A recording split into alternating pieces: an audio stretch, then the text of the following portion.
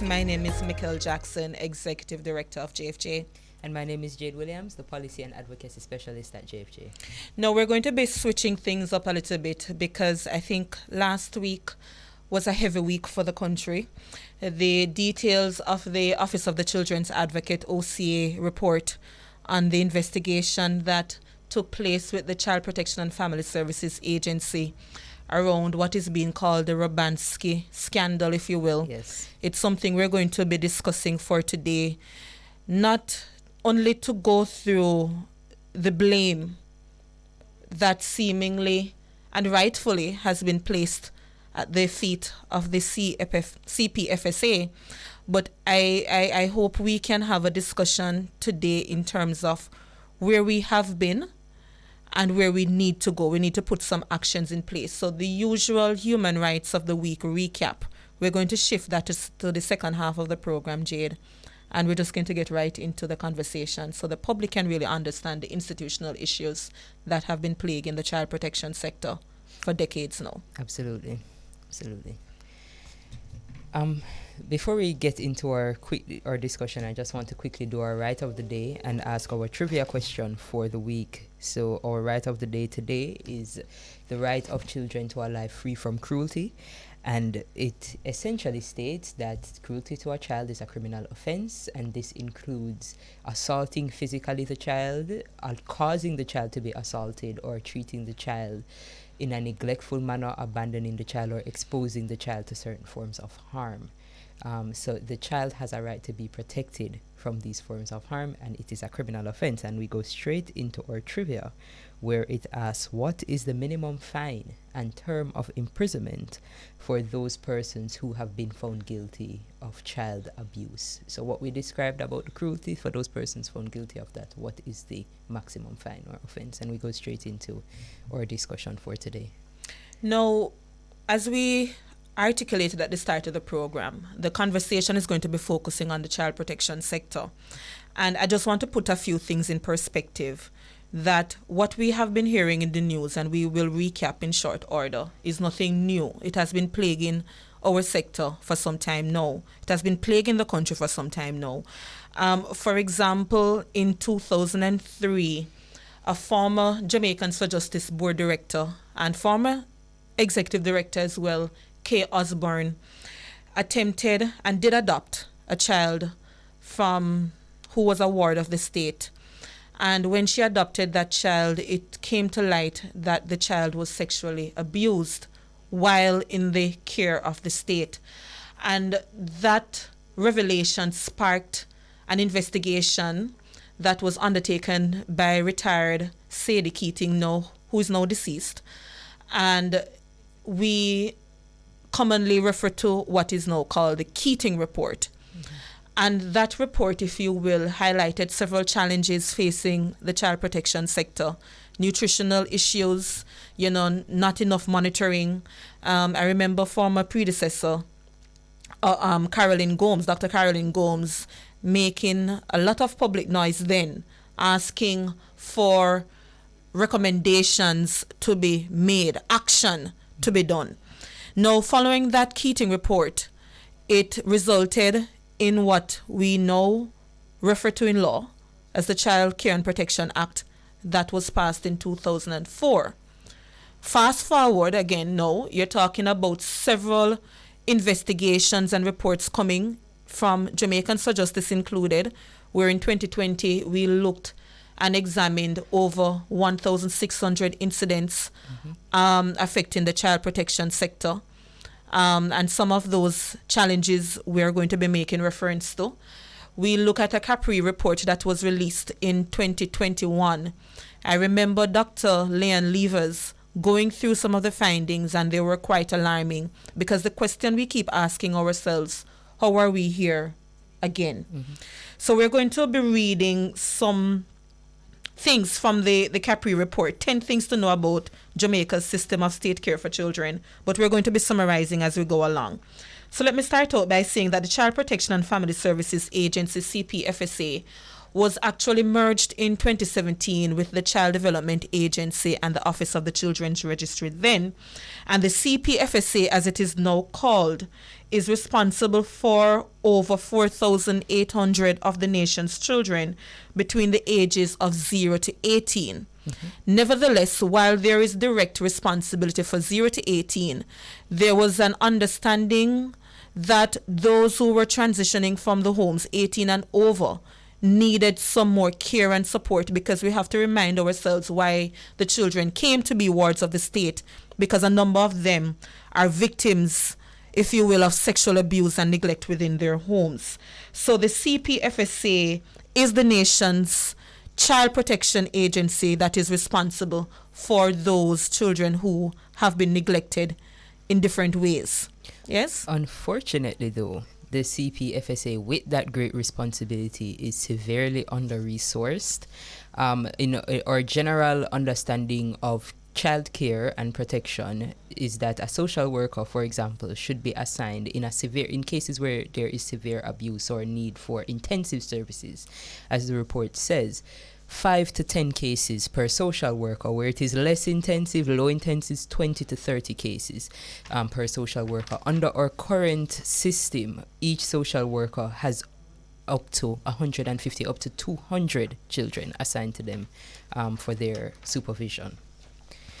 Now, as we articulated earlier, we must remind ourselves of why children come in conflict. Not conflict with the law, no, yes, no. But came to be within the care of the state. Again, abuse in a number of instances. Now, though some of those circumstances are predominantly the reason behind it, we know in some instances because parents and families are not able to provide the necessary care and support for the children and so on.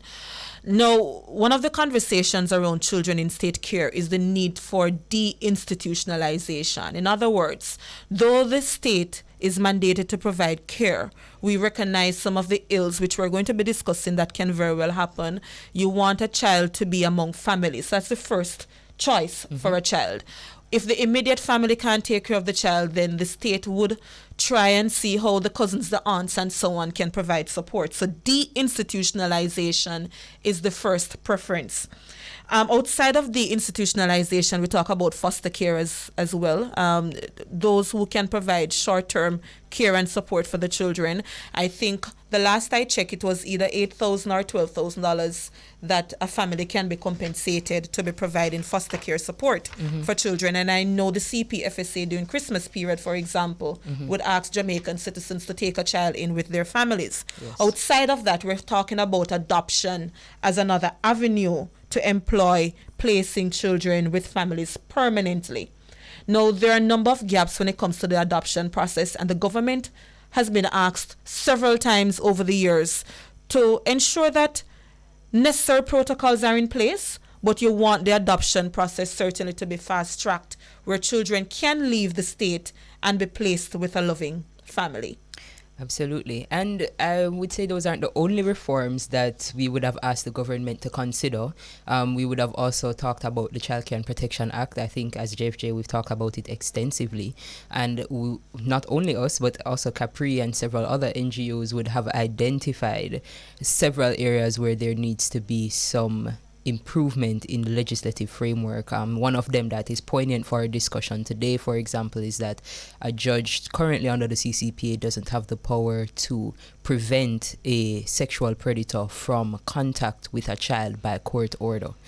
So those are some of the things that we could see improvement in our legislative framework for. No, I'm sure it will come up at some point in the discussion about the weak governance framework. I want to point out that the Child Protection and Family Services Agency is an executive agency, and that was a part of the public sector modernization program that was undertaken to ensure that you have agencies that have some independence in raising their own funds and governing themselves. Now, within the context of the CPFSA, the conversation becomes what is the administrative capacity of the agency itself? What is the oversight mechanism to ensure that the CPFSA is adhering to its mandate? How is the relationship between the Office of the Children's Advocate, who is mandated to ensure that the rights of the child is advocated for and so protected? One of the conversations that we're also going to be having is the issue of the board of directors of the CPFSA not being one that can have the power and authority, if you will, to mandate the strategic direction of the CPFSA, but rather the board of the CPFSA is an advisory one. So in other words, when recommendations are given, it's a non-binding one. The CPFSA and its leadership can opt to follow or not follow, if you will, and that is something that agencies have asked to be reviewed over the years. So that's an institutional accountability mechanism that certainly requires some further review.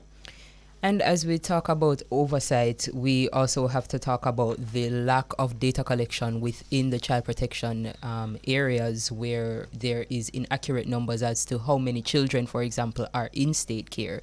There is inadequate information about their quality of life while in state care. There are there's no data for us to analyze to see what is the necessary infrastructural changes that need to be made within the system. And before we even get into the conversation, I want to point out that several of these reports, the government have indicated that they have made some attempts to fix it. We're saying to the government of Jamaica, not enough. Not fast enough, because we did not need to be here again today. So having said that, on Tuesday, January 10th, the Office of the Children's Advocate tabled a report in Parliament regarding alleged sexual misconduct surrounding Mr. Carl Robanske of the international organization or United States organization embracing orphans. Now, the report made several damning conclusions, including the fact that the transitional home housing both minors and those over 18 years old saw Mr. Robanske, who had a sexual misconduct within his history, where his education license was removed at some point. He was still in contact with the children. I want to point out at this stage that though this report came to light recently, this matter was made public in March of 2021, that the CPFSA knew of Mr. Robanske's history. And there were several media interviews, including the CPFSA Chief Executive Officer, Miss Rosalie Gage Gray, where she indicated that though she knew of Mr. Robanske's history in 2018, she believed that though he was not convicted, and therefore she did not see the immediate harm, because those who were within the transitional home, they were actually over 18, and we know that the report dispelled and disproved that particular point. Absolutely. And this comes in the context of a 2018 report that we would have produced at JFJ jointly with the United Nations Children Fund that you referenced earlier, Mikel, when we discussed Capri's report, that analyzed over 1,600 incidents, including physical and sexual abuse of children that resulted in them attempting suicide or self-harming. And these are, of course, children living in state care. And the data revealed that girls were substantially more likely to be the victims of these issues and also to escalate to attempting suicide or having harmed themselves as a result. Now, Jamaicans for Justice, we responded, having read the report in great detail last week, and it's a timely report from the Office of the Children's Advocate. Now, JFJ, having read the report and making a reference beyond the report, but also to the circumstances of 2021, believes that the Public Services Commission should move swiftly to suspend Mrs. Gage Gray, not because we are asserting any guilt on Mrs. Gage Gray, and we have to be very careful because the CEO is entitled to due process. She is entitled to natural justice. However, the contents of the report and public utterances made by the CEO herself, they do make room for concern to be there that an investigation cannot be had with the CEO remaining at the desk. So though she is entitled to due process, JFJ has called on the Public Services Commission, not the ministry, no, I want to be very clear, because again, due process must be followed. But we believe that in the interest of the public and for the investigation to continue, then we have to look at how best the CEO can temporarily be removed in furtherance of such investigation. And the organization called for several other institutional recommendations to be made as well, some of which Jade mentioned earlier, with the court mandating any sexual offender, or sex offender rather, to be removed from a child, or to curtail such involvement, if you will. And we also look at the sex offenders registry. That's a conversation I know Joy Crawford would certainly expound on in a few. So we have several other recommendations that we will be talking about during the course of the interview. Yes, the one thing I'd want to mention as well is that UNICEF made what is an important recommendation about trying to find funding sources that would not allow for us to compromise the safety and rights of the children that are in Jamaica's state care. All right, so on the other side of this, the break, we're going to be joined by Carol Narcisse, who's a human rights advocate, and Joy Crawford, co-founder of E4Life. So we'll take the break and then we'll get straight into the interview. Welcome back to Let's Talk Justice with JFJ. Just want to point out that at 1:30 when we take the break, persons can call into the program at 676-4996, and you can WhatsApp your comments to us at... Yes, you can WhatsApp your comments to us at 239-7583. I think I had a senior moment just now. Forgive me. All right, so we're here joined with Joy Crawford, co-founder of E4Life, and Carol Narcisse, human rights advocate, and dare I say, a family within JFJ. Well, Joy is a family as well, so let me be careful here. Welcome, ladies. Thank you so much. Everyone. Good afternoon to you both and to the listeners. Good afternoon, Joy. Hi, Carol. Happy New Year. Yes, thank you. And the same to you and everyone listening. Oh, Happy New Year. I think I haven't spoken to both of you and Jade. All right. Thank you so much for joining us. Carol, I'll start with you. You've read the OCA report. Yes. You know of the history of the child protection sector and the challenges. What is your immediate feedback to all that is happening? A few things. First of all, I want to say that we are where we are after a long, long history of reports being done on the situation of children in state care. My association in the child development sector goes back many decades.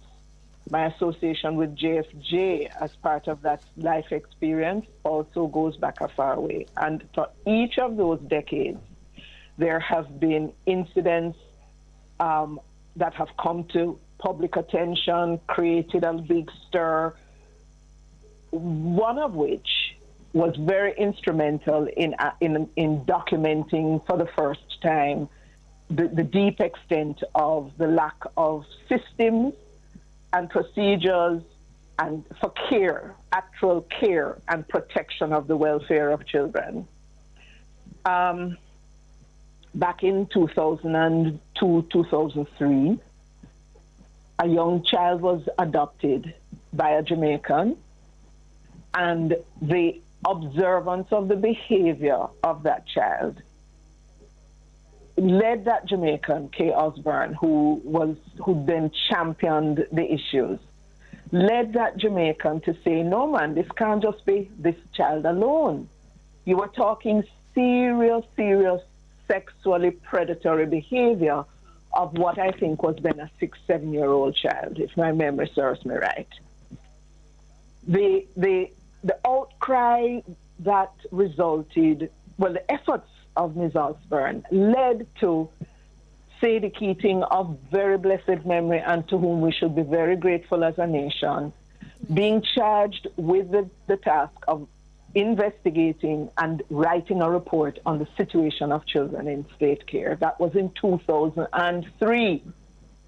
That report showed such levels of really state neglect, such great levels of dereliction of duty of care, that the recommendations of the Keating report set out administrative things, care practice things that needed to be changed, due diligence procedures that needed to be in place to protect the children from predators, because everybody knows that institutional care is a magnet for people with predatory behavior.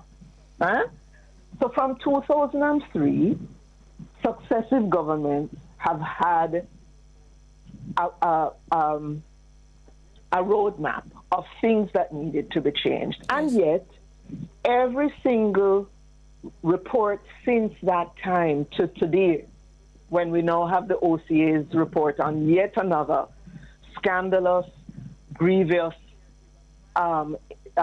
situation of harm to the children in state care, every report that has been done, and there have been several, have said, this is what the weaknesses are, these are the fixes. So no government, including the current, can claim to not be deeply seized of what the needs are to fix the situation in the child care and protection systems, and to do so with alacrity.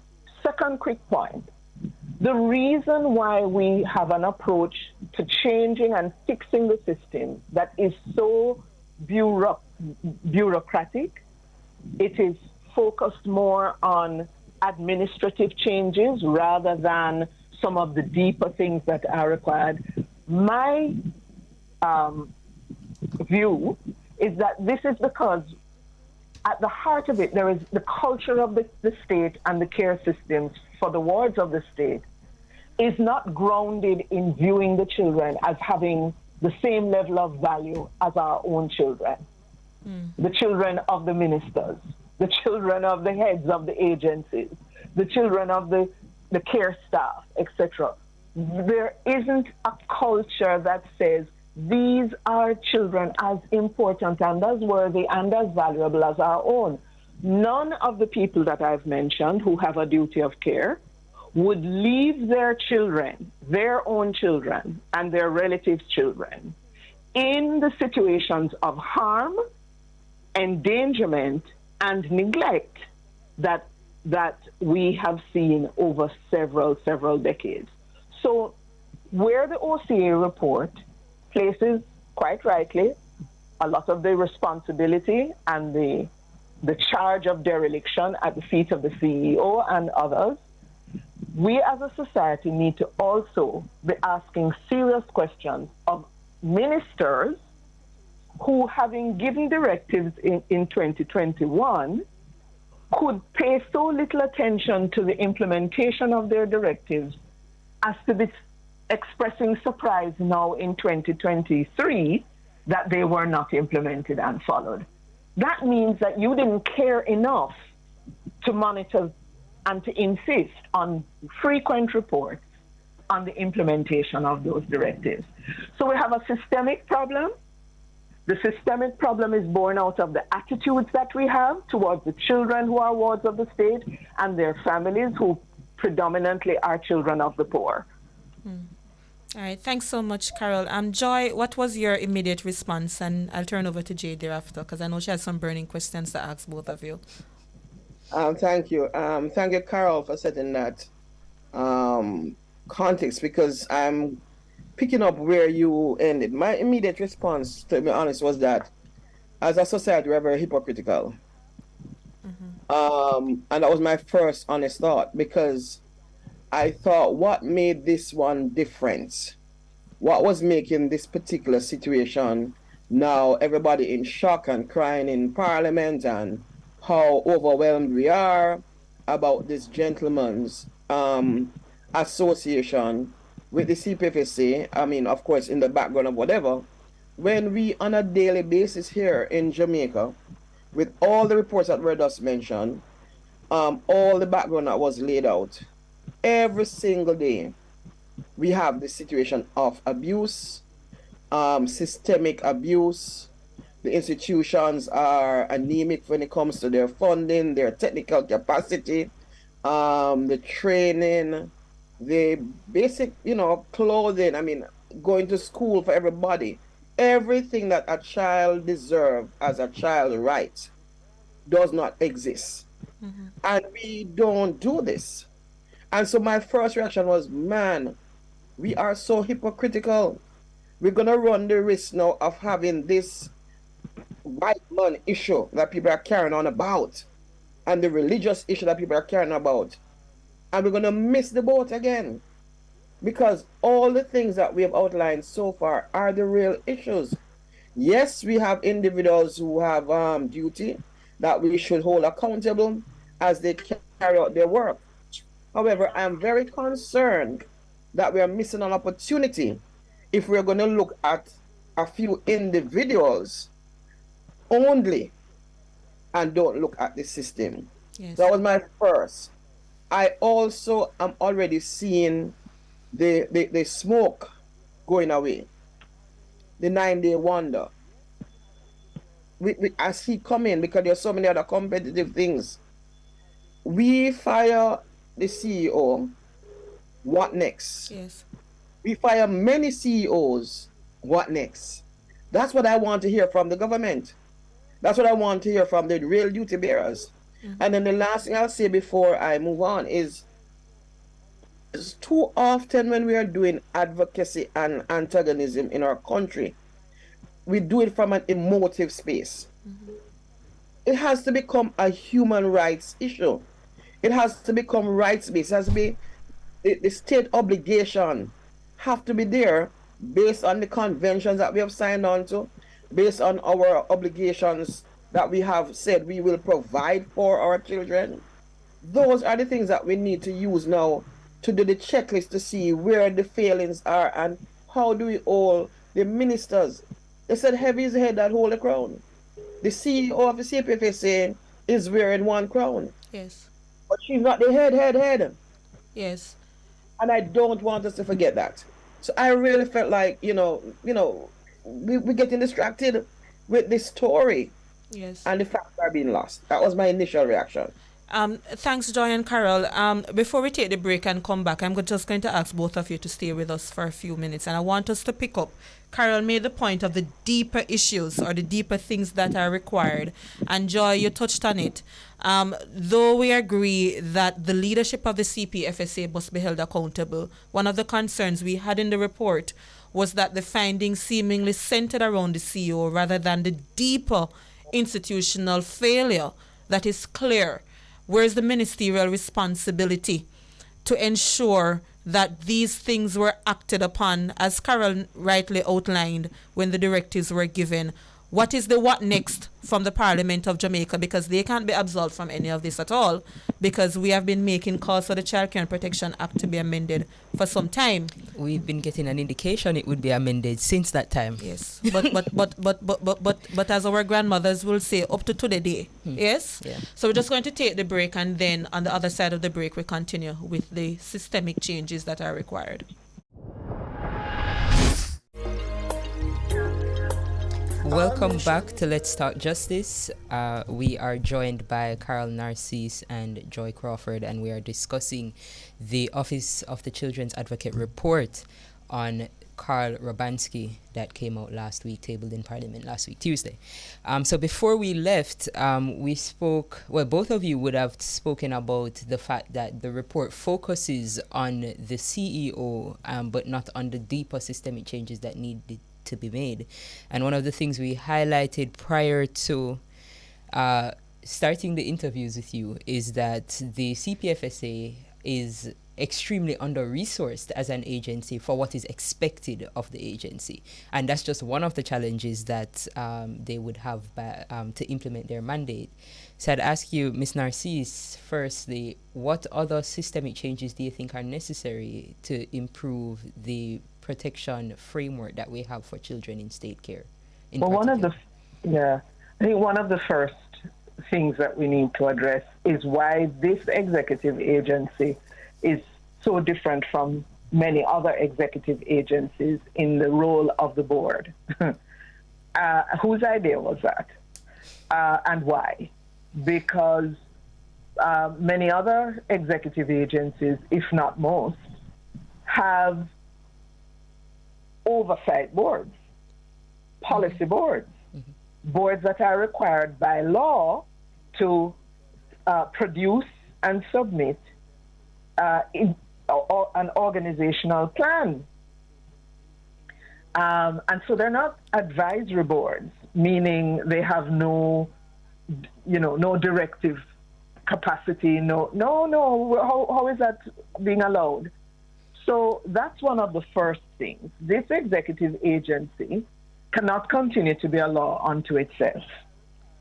It cannot, because of how sensitive its role is, because it has the potential to have immediate life-threatening and life-damaging impact on children of the country.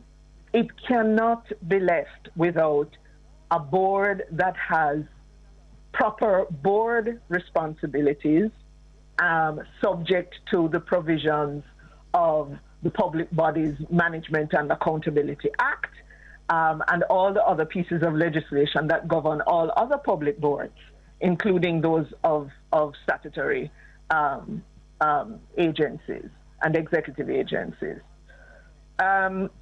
The issue of who it is, where does the power reside for the hiring and firing of the heads of the agency?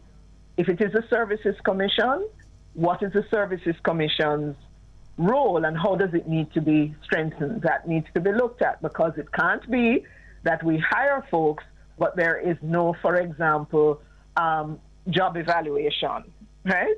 And if there is a job evaluation, what are the indicators? Because that needs to be strengthened so that the accountability of those officers can be strengthened. And just to interject here, the question is also, is the challenge with the PSC or is it with the ministry itself, Carol, in not exercising its own mandate in that regard? Well, we're coming to them. Okay. One of the problems is that the matters to do with children has been shifted around from different ministries over time. In the past, it's been on the health, now it's on the education and youth, etc. So we have to settle on where it is, and then we have to insist, and the Parliament, the Cabinet, beg pardon, has to exercise its authority and oversight responsibility and due diligence responsibility to ensure that all the ministries, but in particular one such as this that has responsibility for children, that the ministerial oversight and the oversight and checks and balance that the permanent secretary, yes, because remember, permanent secretaries are the accountable officers of ministries of government, right? So the permanent secretaries have to play a greater role in terms of their duty to oversee and ensure that the procedures are being followed, that resources are being expended, that the source of resources can stand up to scrutiny. How is it possible in 2021, 2019, etc., that people can come and offer to put up a facility or fund a facility, manage a facility for wards of the state, and you have not done a due diligence that includes a criminal background check? And if they come, whether they're from Jamaica or they're from abroad, wherever they are from, how is it that we do not have an established system of criminal background check? I mean, nowadays, if you're applying for pretty much any job in Jamaica, you better come with a police record, right? And yet here we have a system responsible for our children where that is not required for all comers, and that it be updated. So you bring it when you're coming, we get the due diligence when you are coming, and it has to be updated annually or whatever is a reasonable period of time, because you can commit offenses at any point in the time, and we need to have a mechanism that alerts us to this. And before you move on from that point, and we shift to Joy, one of the things that came from the report, one of the incident, the young lady indicated that she was uncomfortable with the advances and conversations with Mr. Robanske, but because she knew the source of her tuition fees being paid, and the promise of overseas for the best child who was well behaved and so on, she kept quiet because she's seeing her future and she didn't want to compromise that. That's an understandable, and that's part of the vulnerability of the position of vulnerability. Absolutely. And why was that young lady told? Why were the children told of Mr. Robanske's interest? Yes. But we can surmise from the OCA's report that the entire CPFSA operated on that same consideration, it seems, right? He is doing for us. He is a source we can go to for things. And so we're going to wink and nod and not be too aggressive in our demands that they meet certain standards. So, elsewhere it's been described as a propensity to be licky-licky. Well, I wouldn't describe the children in that way because I understand completely that youngster who has no other idea of how they're going to get out of the terrible, dire situation of their life from the time they were children, little children, to the point where they're now in the transitional facility at approaching 18 or 18 and above, right? So yes, if you see a route where your education is being paid for, it's a perfectly understandable response to say, you know what, I'm just going to hold my corner, suffer, and make my way through. And so the duty of care is really more on the adults to ensure that that child's interests are protected, that young person, that young adult. All right, thanks so much, Carol. Joy, what were some of the recommendations from your side? Well, one thing is clear, that as we go forward, well, first of all, we have to go and clean up the responsibility. Up to now, I'm not clear who is really understand that they're responsible for the nation's children, and what is the plan, as we have heard Carol mention, is going to be laid out from a statutory perspective to protect the children of our country and not have them all over the place. And there have been many missteps with our children, and not just the CPFSA, but just how we've valued them, how we have treated them as human beings, and how we have treated them purely on a cultural level rather than on a human rights level. So that's the first thing. People, the state, the government must tell us now what is the clear path to take responsibility. At the social level now, though, within the homes, it's very, very difficult. I mean, we heard earlier the statistics about the amount of social workers to clients in the homes, the house mothers. Those conditions cannot continue. Now, in the interim, though, it takes cash to care, but it doesn't necessarily take cash to love. There is a general apathy. There's a general disconnect that we're just doing our work. That has to change. And I think part of that comes down to constant development of the care workers. I believe that most of them have the genuine hearts in right across CPFSA. I mean, as an organization, I can state that our experience with CPFSA has not been what we are seeing now. We do have girls who have come to us who have been abused by the state in general, but we have never made a report or have a need and reach out right across the island where we are, and we don't get a good response. And so by, I just want Joy, sorry to interject, I must say it's the same experience from JFJ. And this was a difficult advocacy for the organization in our response, because the experience with CPFSA, we have come across very good caring people as well. So yes, thank you for sharing. So I wanted to say that. But I think the developmental piece, now we're talking about growth and development. A lot of the women and the men who work in the system have never been trained in basic growth and development? What are the milestones? I mean, I've had an experience with adoption. I remember one of the reasons why that triggered us. We took a child one Christmas in our home as in one of the campaigns, and the rest is history. She's now 13, and I remember when we went and we were trying to find this child, and Pat, who is my co-founder, we said what we want. The first of all, they told us that we should take a baby with pretty hair, and we said we didn't want a baby with pretty hair because we want somebody who looked like us. We didn't have Indian hair. And then after they were going around telling us all this, they said, oh, there's a child who is lazy and is always in our crib. Now, this child was 11 months and she just lie down there and she's lazy. How do you describe an 11-month-old as lazy? And that was a trigger for us. We said, bring that one. Bring that one. That's a child that we would like to spend time with. They tell us that she was lazy. This was the head of the of the home that we were interfacing with. So the whole issue around how we look after our children, what we honor, it's missing. So I think that we have to go back to the drawing board. And there are many entities in our country who have good credibility, who can help, volunteer, donate some time, put some money into real capacity building of the staff, do clinical supervision, get them some counseling as well. Some of the staff there are terrified of the children.